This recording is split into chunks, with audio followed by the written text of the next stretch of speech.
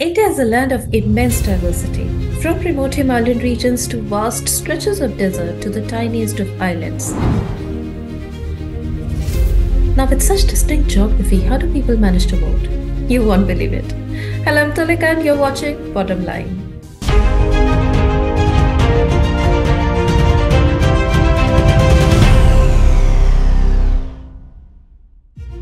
In every episode of Bottomline, I'm going to bring you the most unique, interesting and unusual aspects of India's Lok Sabha elections. And this time it's all about the unique polling stations. So here we go. Now, India's Election Commission is setting up more than 1 million polling booths across the length and breadth of the country. It's literally the entire length and breadth of the country. And some of them are really unique. From the highest polling station in the world to one inside a lion-infested forest where only a single voter lives. The mantra is simple. If you cannot go to vote in India's election, the election comes to you. This is Tashigang. It's the highest polling station in the world. It's in Himachal Pradesh at an altitude of over 15,000 feet above sea level. There's a lot of snow and a shortage of oxygen. The temperature can go up to minus 40 degrees. Tashigang has just about 10 houses and 52 voters. But despite all the challenges, it's always known to have an excellent voter turnout of up to 98 to 99%. From the majestic Himalayas to the forests of Gir. Now Gir in Gujarat is known for its Asiatic lions and the lone voter. Mahant Haridas Ji Udasan, a priest, lives all alone deep inside the jungle in an old Shiva temple. He leads a very simple life, taking care of the temple, cooking his own meals, feeding the birds and meeting the occasional devotee.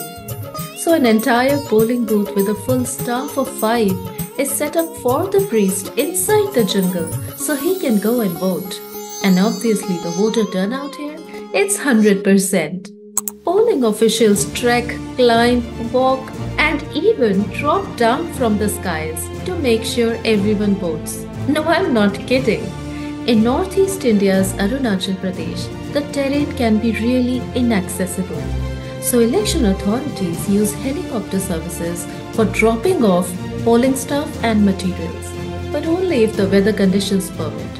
In fact, the state has more than 200 inaccessible booths which can be reached only by a 2 to 3 day foot march. From the hills of Northeast India to the Indian Ocean islands of Andaman and Nicobar, I'm taking you to Shompin Hut. It's the southernmost polling booth of India situated in the Great Nicobar Island, and not a single vote was cast here in the previous 2019 general election. The reason? It's inhabited by the Stone Age tribe called the Shompin, who live deep inside the dense jungles without any form of interaction or contact with the outside world. Interaction with them is actually possible only when they step out. As it's a tribal reserve area, outsiders are not allowed to go in. So you see the sheer contrast in voting that happens only in India. But that's not all. I've saved the best for the last. India has an election king. No, I'm not talking about a polling booth, but an independent candidate, K. Padmarajan.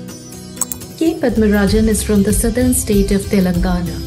He has contested to 37 elections since 1988 and lost every single one of them. He's the most unsuccessful candidate also listed in the Limca Book of Records, which honored him with the title All India Election King. Padmarajan says as a kid he often played the role of a politician in school dramas. That's what got him hooked to contesting elections. Well, he owns a tire repair shop where he spends most of his time. That's when he's not filing nominations. He has also fought the election against former Prime Ministers Atal Bihari Vajpayee and P.V. Narasimha Rao. During the 2019 Lok Sabha elections, Padmarajan contested from Wayanad in Kerala, where Rahul Gandhi was the star candidate.